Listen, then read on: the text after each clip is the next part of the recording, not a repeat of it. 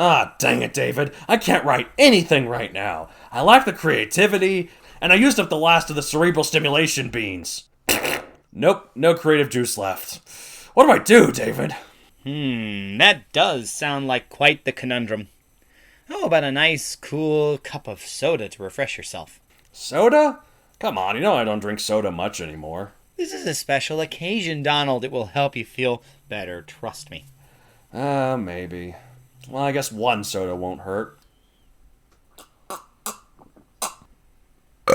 Whoa! I know what to write now! How'd you do that, David? I just gave you a cup of our new Ritwit-sponsored Cerebral Stimulation Soda.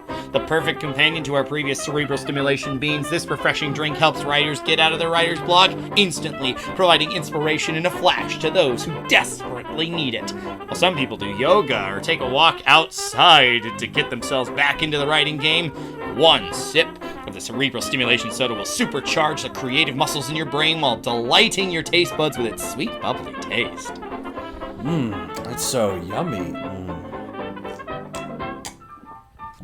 Ooh, that's an awesome idea. I can't wait to write that. These specialized drinks are extra carbonated, providing the appropriate reaction to your diaphragm while stimulating your cerebrum and pumping your brain full of ideas. The creativity pumping chemicals are integrated directly with the carbonated water and high fructose corn syrup, providing the delicious, sugary flavor you crave while your brain works overtime coming up with these new and wonderful ideas for your writing.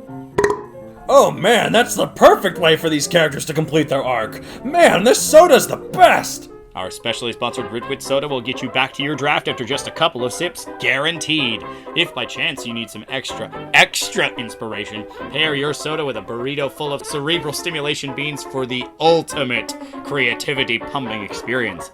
I got a new supply of beans and made a meal just specially for us here at this table, Donald. Aw, thanks, David.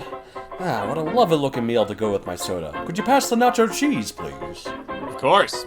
Here, give me a cup so I can enjoy some soda with my burrito. Absolutely, here you are. Oh my god, so many ideas!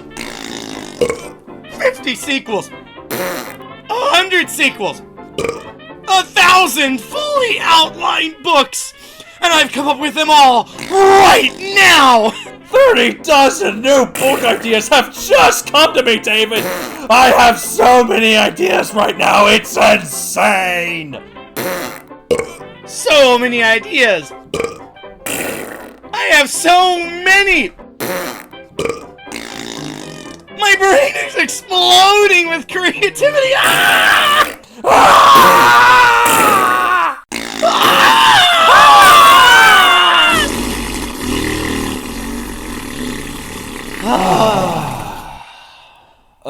That felt good. That was a really, really nice meal. Try our new Cerebral Stimulation Soda today, along with our always handy Cerebral Stimulation Beans. Guaranteed to help with your creativity while adding pizzazz to your meal. So much pizzazz. Welcome, fellow nerds, to another episode of The Ritwits, the show where we claim to be better than you, but we are actually, as you can tell, way worse than you. Even though we're better than you. Especially when it comes to being childish, right? Yep, we're really good at that. But no, so we're way worse than you, even though we're better than you. Life is a loop, man. Well, we do have the edge in one category for sure. The courage to put ourselves out there with this silly podcast. Courage is one word for it, yes. Courage is one way to put it, I suppose. Anyway, today we are finishing up the set. Finally, it feels like forever ago we started this. It's been a long journey. People have died for this. No, sorry. Well, okay, Too soon. a little too on the nose there. I'm sorry. I apologize. I just wanted to make it more epic. I wanted to make it more cinematic. You're right. You wanted to make it more speaking epic of in which, scope. And the segues are back in full force today, listeners. Oh, it's so nice to be back. Is it? Nah, it is not. You're glad to have me back, aren't you? I am. Like, everyone else looks at me like, dude, what the hell, man? Then I'm like, And you understand me. I understand you, and laughed way too hard at some of your jokes. But anyway. I mean, it's alright. It makes them seem funnier. So. Yeah, that's the hope, anyway. Well, they are funny to me, but I'm glad other people at least enjoy my laugh. Anyways, so today, final one of the set, we are actually talking about cinematic scenes. So these things that are much better watched than read about. And, you know, how do you make them good in your own writing? Right. So, yeah. Yes. I refer to this as the comic book problem. I comic can see books, that. comic books, of course, are obviously a fusion of story and pictures. Yeah, and they're drawn by really talented artists. Medium, it's still a visual medium, you know. Obviously, movies, though, you know, it's just the visual stuff. We don't see the scripts; we just see the final result, right? We'll probably talk more about that in a little bit as well. But anyway, so why are cinematic scenes so hard to write? How do you take it beyond? I don't know. Tell us. Sure, I guess you're letting me go first again. If you listen to our episode, about co-authoring, which I can't remember which one that was. Which one was it? It's episode 8. Ding. Thank you. We mentioned how, you know, co-authoring is actually kind of a compromise of your creativity. Right. I don't know too many people beyond my late father who did this on the regular before Marvel, but if you pay witness to the credits of a film, look at how many people are involved with the making of it. Producers, a squadron strong, directors shuffling in and out before final cuts, recasts that alter how the role is acted, maybe less so the extras or the hired help that wrangle everything. But, you know, all of these people... The best boys. Yeah, exactly. All the people working on the film, all of it comes together into the one version that you see on the silver screen. The person in the big chair, at the end, makes the decision of what looks best and tries to realize it. If you will. Well, I mean, there is that, but what I was thinking also about to some extent, the editors too, and the producers, but well, yeah, but as I was saying, you know, it's a product of multiple people. It is, but therein lies the rub. Your process is not the same. Right. How you see it might look different when made by someone else. Right, exactly. And that's the problem with these big tentpole scenes, usually like wars fought in the climax, sprawling one-take shots that defy possibility without the help of computers, or SFX-laden stuff that leaps off the screen but wouldn't change the color of the paper you're working with. Right. Inherently, books are not a visual medium so much as they are envisioned internally. Right, exactly. Sure, visionary directors are a boon to have, and the best scenes are jaw-dropping, but yours probably won't look the same as that director, and similarly, the audience of your book may see the setting differently than you planned it. You can't script other people's reactions to your stuff. I mean, I'd like to think you can sort of guide them along, but you can't. You can guide them along. You can attempt, and I mean, if you're mining it for comedy, you can script them, but you can't really script other people's impressions of what your work looks like. Well, of course. What they see in their head won't be the same as yours. Yes. So how do you take something like this beyond? Simple to say, I think. Hard to do. Simple to say, hard to do, yep. Nail those descriptions. Choose $1 million words instead of the 5-cent ones and maybe fewer sentences. So instead of using 7 sentences to describe the color of the sunset, you find a very good synonym of orange or whatever and go for that. Up the what's scale. A good synonym of orange? Sun-kissed. That's a brand. But well, if you spell it with a T, yes. Up the scale. Decorate it ludicrously until some test audience tells you to pull back. Right. My older brother used to have a sign in his bedroom door. Go big or go home.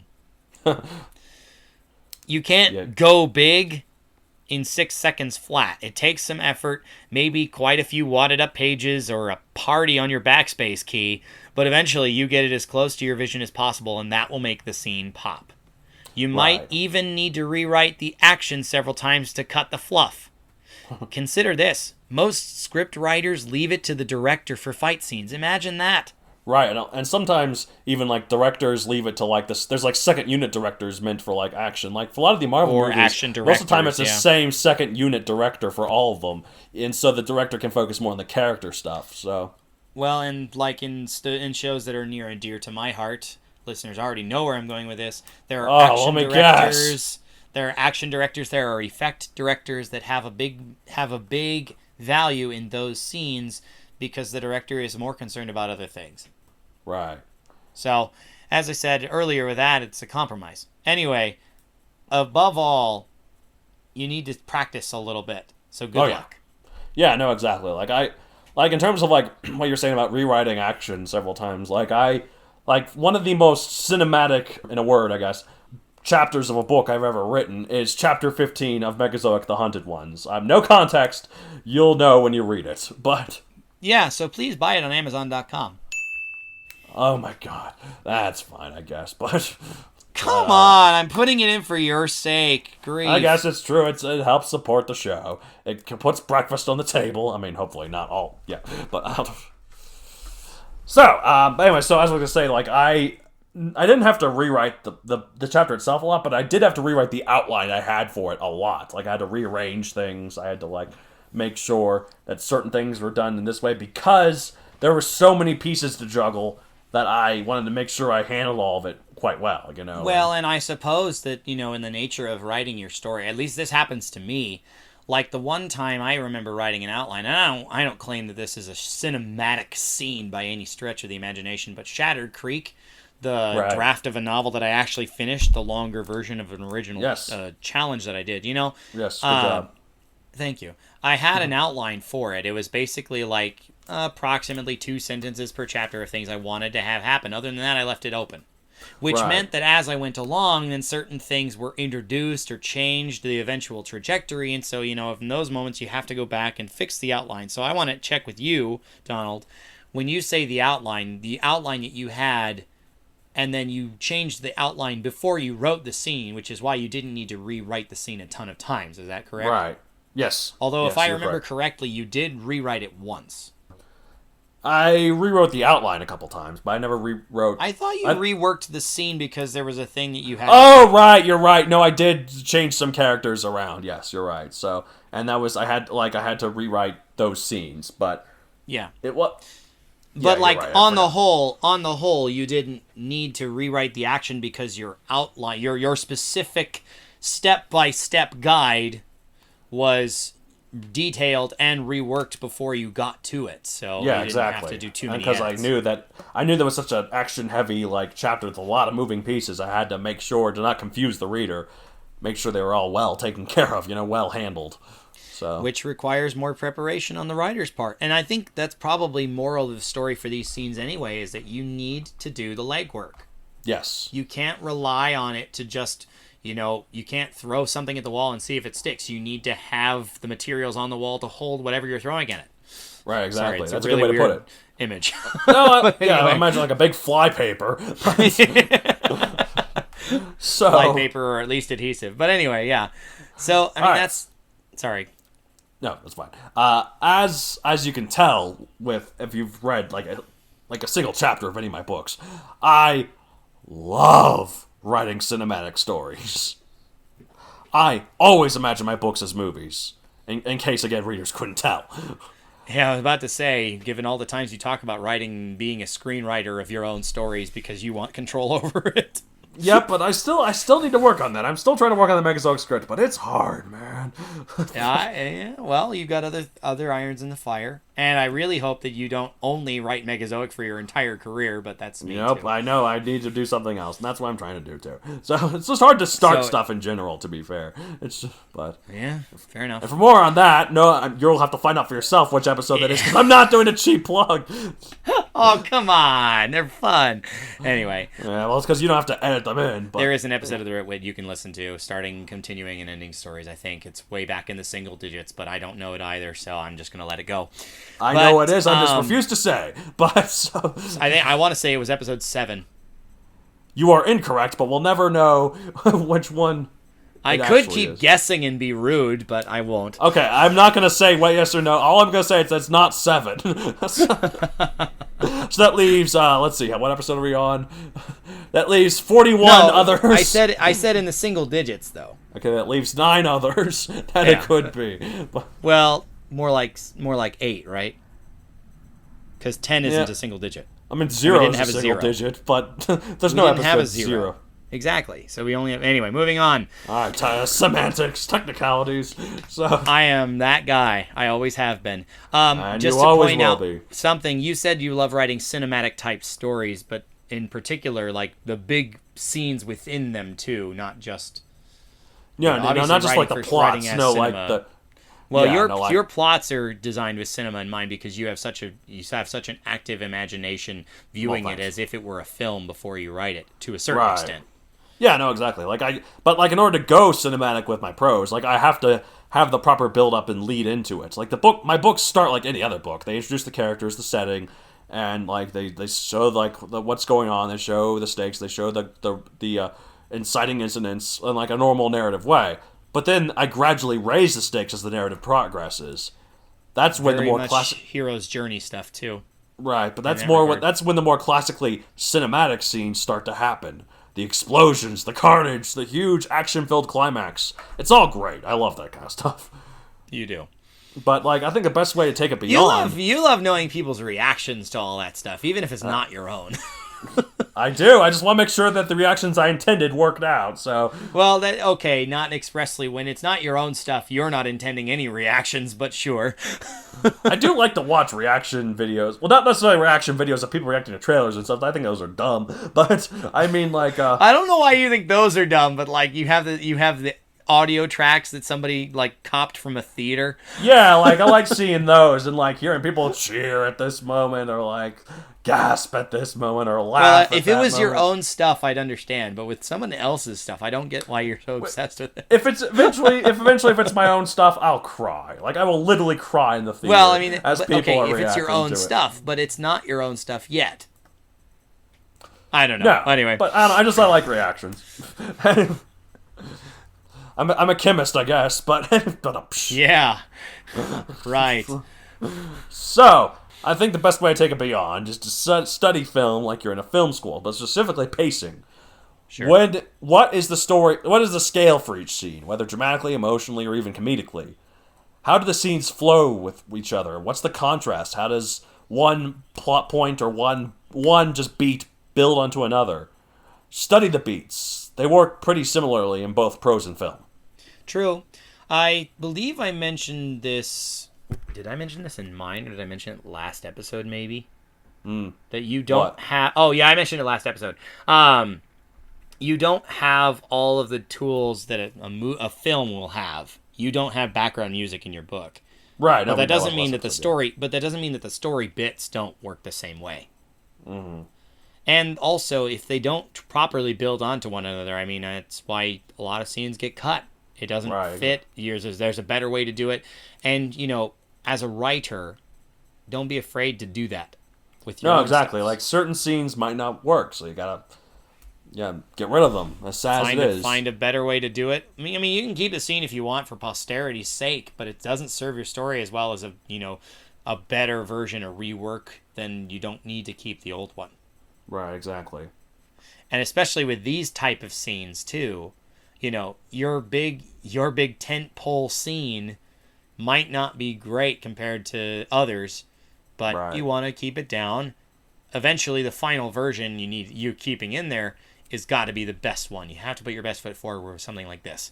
Right, no, exactly. So next question. Yes. What advantages are there to writing these scenes in the fullest possible detail compared to the alternative, which is glossing over them, letting somebody else do it for you? Right. Like we mentioned earlier, the director will leave the fight scene choreography to a choreographer. Right, exactly.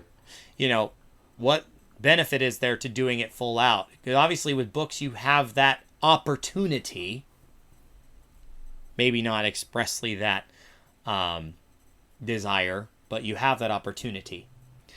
I mean, when I worded this question, talking about scenes in fullest possible detail, I realized that books have an inherent advantage. They ask the readers to envision it.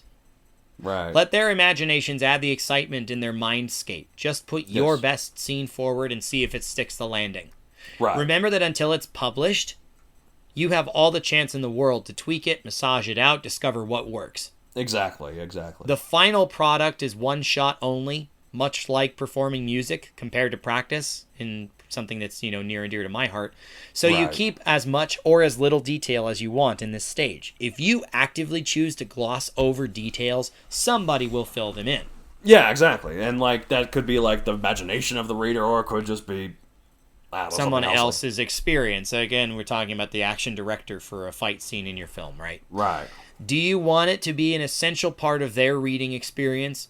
Maybe so, maybe not, but you have to treat it differently depending on your answer, right?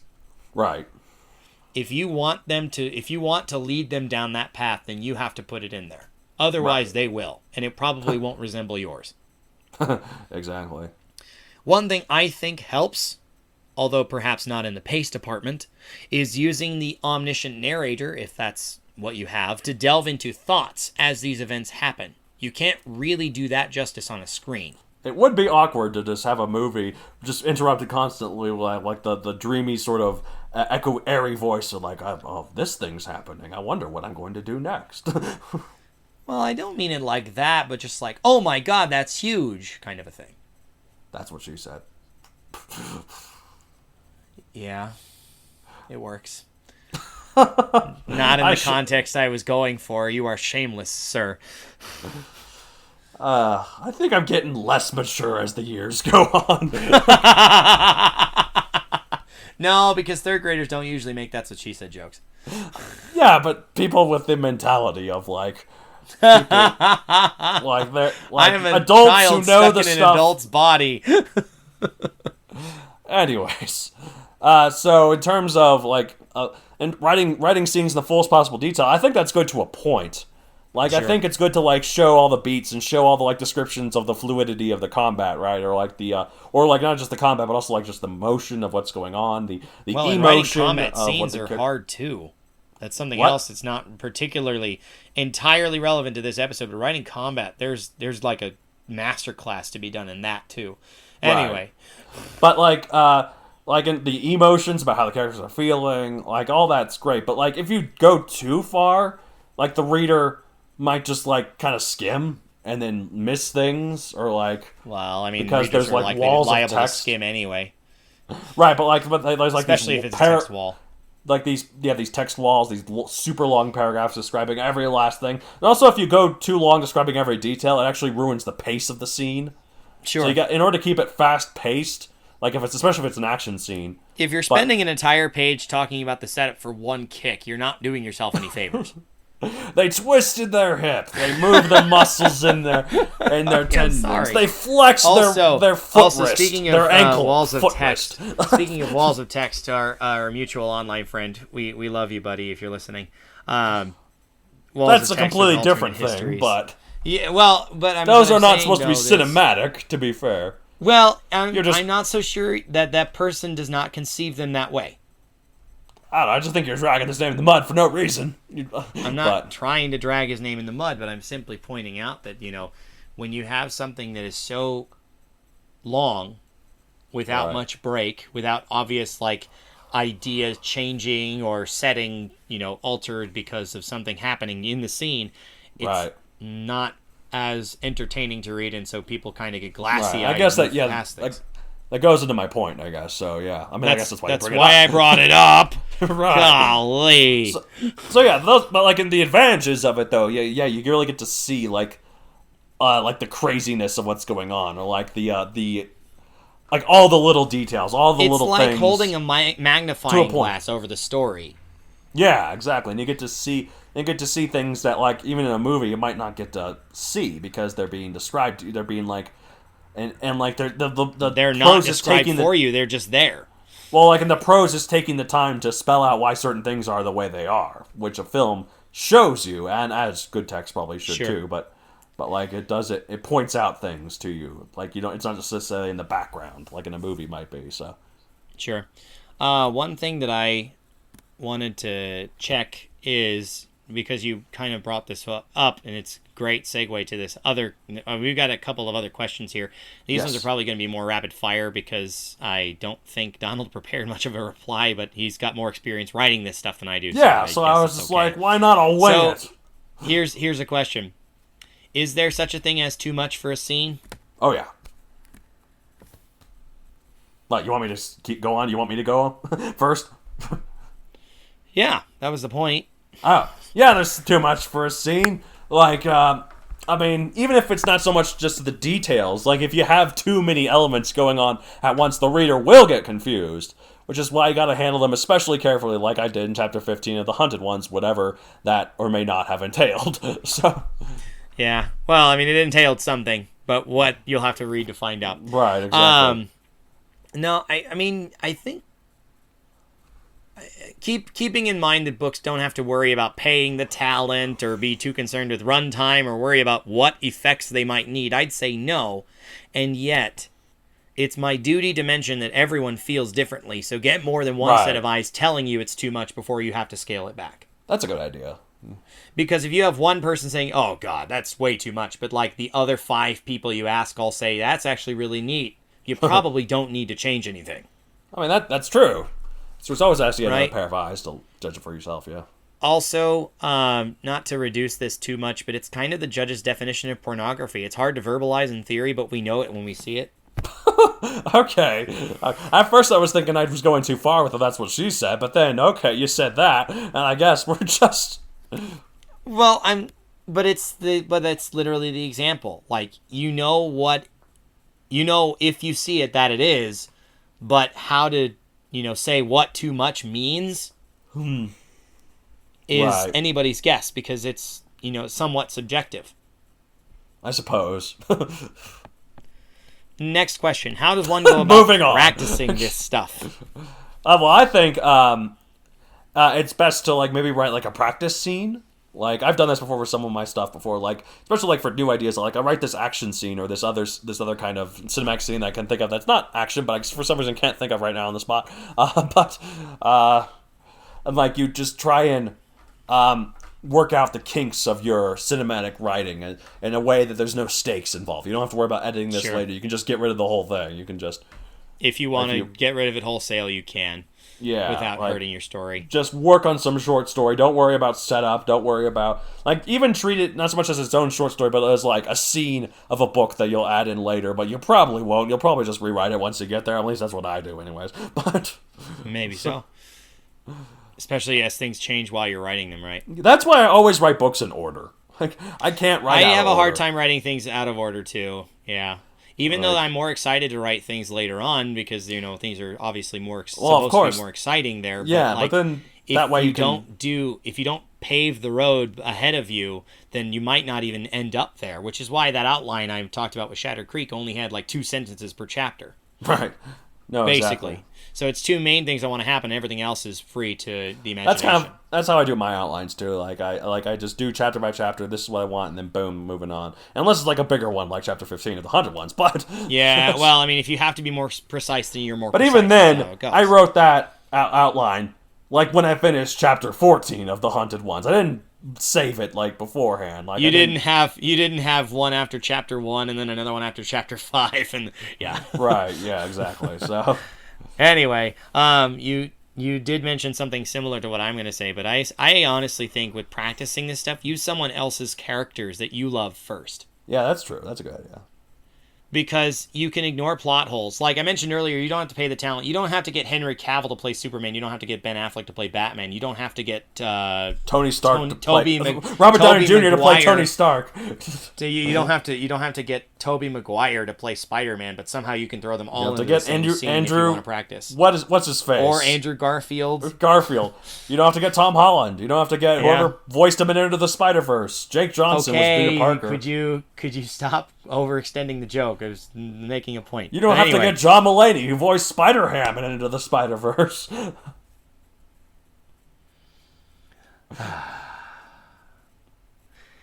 Point being that you don't have to worry about the exact people so much as you can just have a fun in the sandbox with the characters. So you can ignore plot holes, how they got there, just throw them into this massive scene and try balancing all the pieces, pacing the struggle at hand, and seeing just what limits you may or may not have.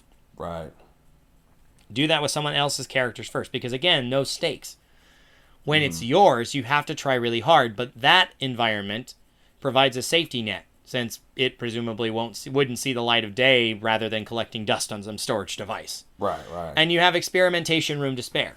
Right. If you have to rework the scene 5 times, you do it. But it's not your story, which means that you get all of that valuable practice in balancing various factions, if that's a thing. You get timing, trying to figure out how to balance the description versus what actually changes in the plot, setting up the scenes and all that stuff.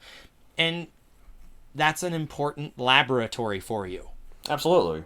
Sure, do it with your characters too before you... I mean, if you want a dry run, do it with your characters as well, but you can remove any stakes if you're doing it because with other characters because they're not connected to the story you're trying to tell. Right, exactly. Presumably.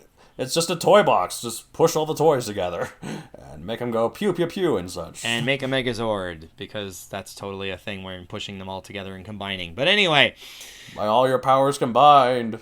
Anyways, next question, and I believe last one, unless Donald has some he randomly wants to throw at me, for example.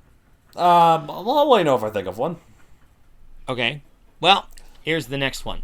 When is the right time to deploy these scenes? Well, you mentioned in your notes that if they're before the climax, are you peaking too soon?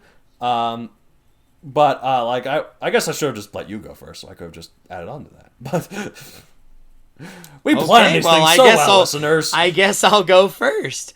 If they're before the climax, you're peaking too soon. I think. That's what I just said.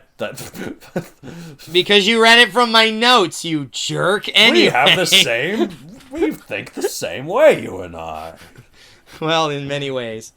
But, I think, the tent pole is going to be in the middle, in the climax, right? To hold up the rest. As opposed to, if you put something that's this huge at the beginning, it doesn't have the right context, it doesn't have the emotional weight. And if you put it too close to the end, well, why didn't you use it in the climax? Right. I mean, theoretically, this massive scene... This scene is the climax of your story. Whether it's a battle, if it's action, whether it's... maybe it's the sun-drenched lover's confession moment. Right.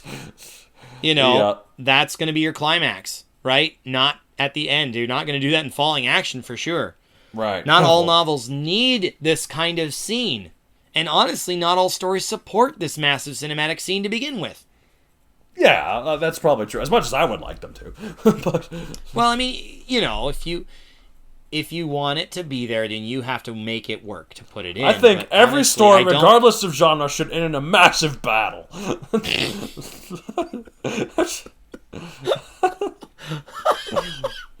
The lovers quarrel turns into a gunfight in the saloon because it just needs to have that battle, man. Is it a character-driven sort of thought piece? Screw it, the final act is a massive battle.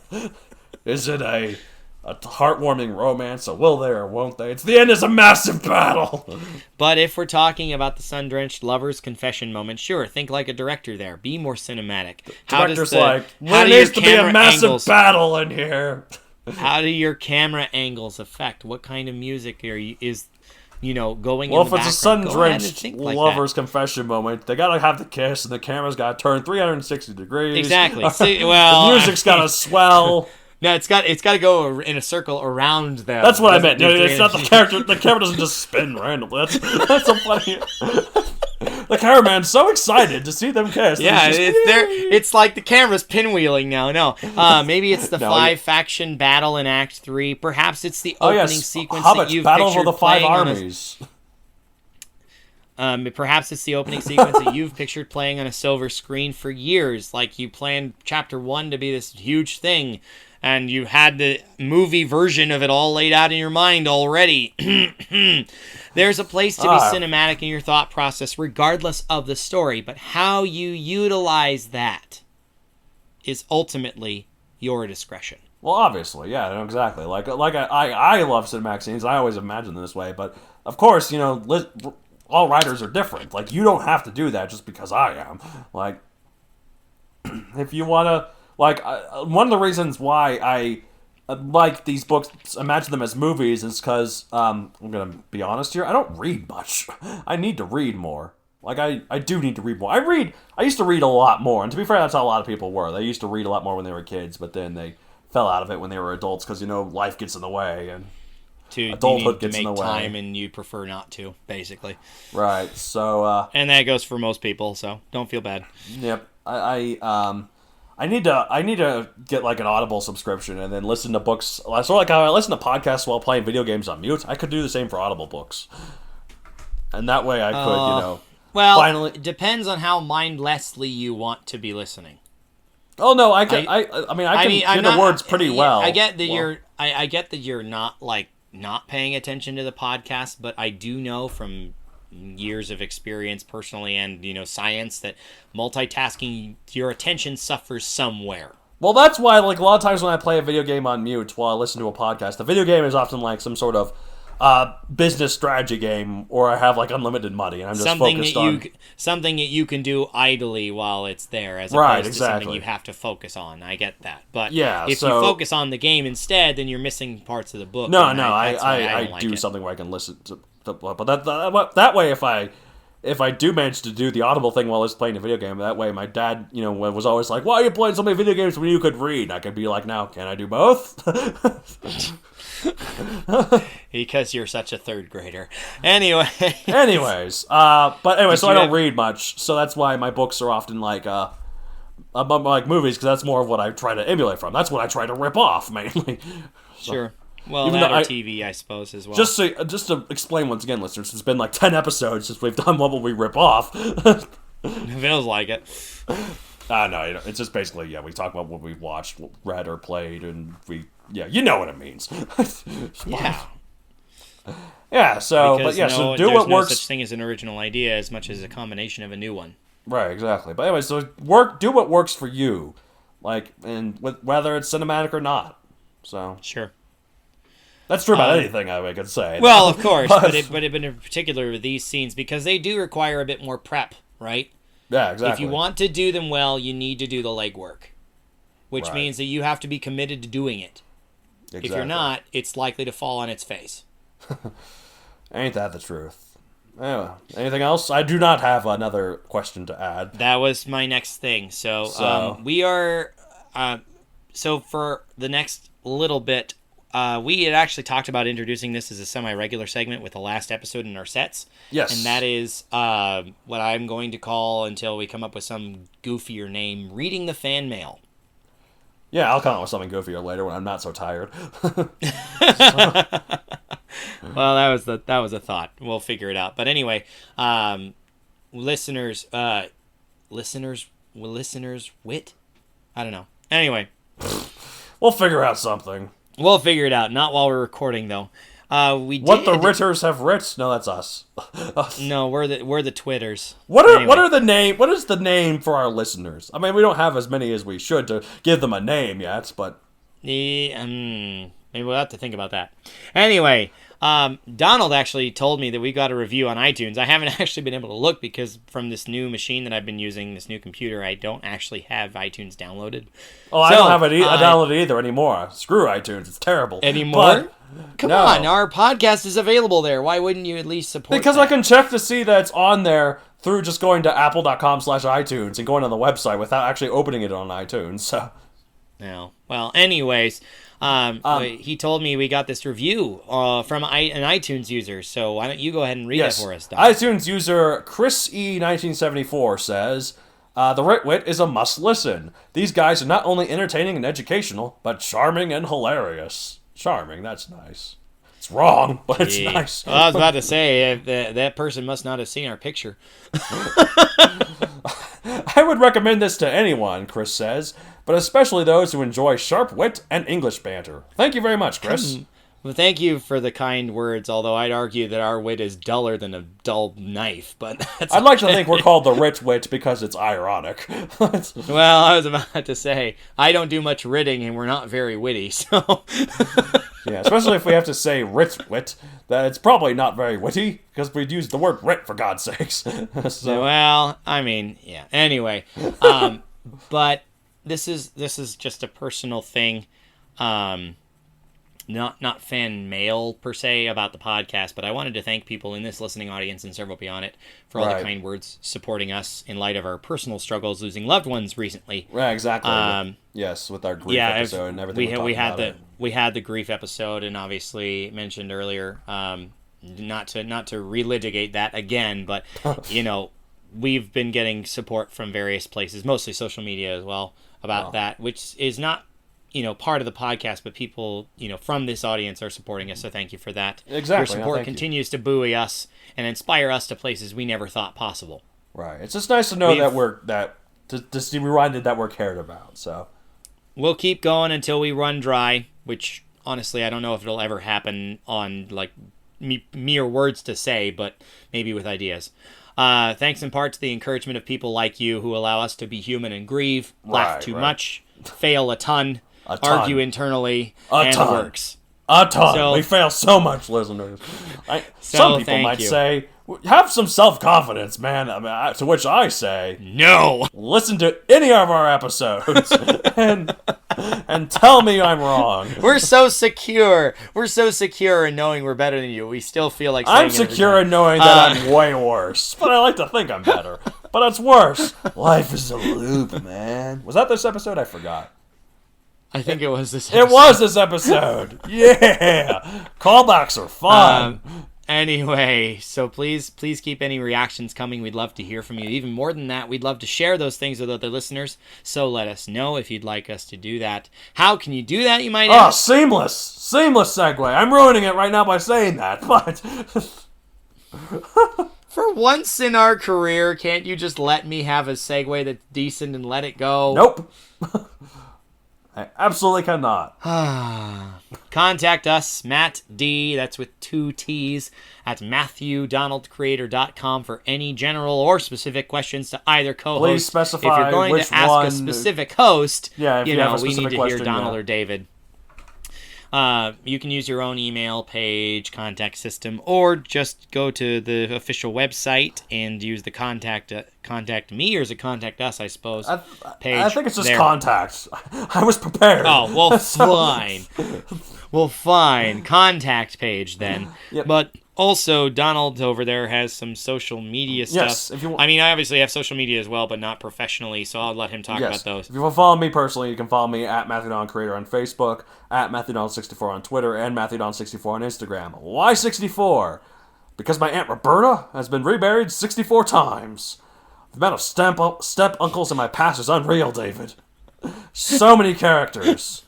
And all the meanings of the word. They were all the word. And that's a step away from being, not even related to you, so... Right. They were all the worst, though. Except for 47. He was cool. So why didn't you do... whatever. I would think in that model you should have done 47 because you'd honor the one you liked. Well... Maybe that's me. You bring up a good point. Maybe I should think about things more.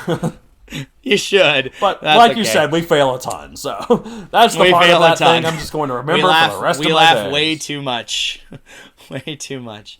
Anyway, that's it for us on this set of why are certain scenes or genres so hard to write. How can you take them beyond? Thanks for holding up with us for literally almost twice as long as we intended it to go because life got in the way.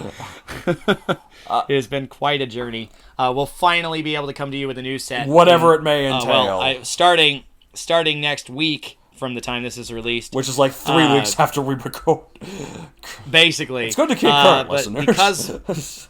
Because we're recording on Father's Day, just to mention to those dads out there, thanks for listening. Yes. You're 3 weeks late, but episode that actually goes out on Father's Day. After Father's Day. I don't Day, know why we're keeping this in. I might not keep this in. I'll keep this in. All right. Thanks for sticking with us, listeners. This two twits at the Ritwit who keep on writting, even though we're not very good. We say we're better than you. We are. But anyway, I'm Matt Donald. I'm Matt David, and we'll see you next time. Keep writing, listeners. Keep writing. So long. The Ritwit.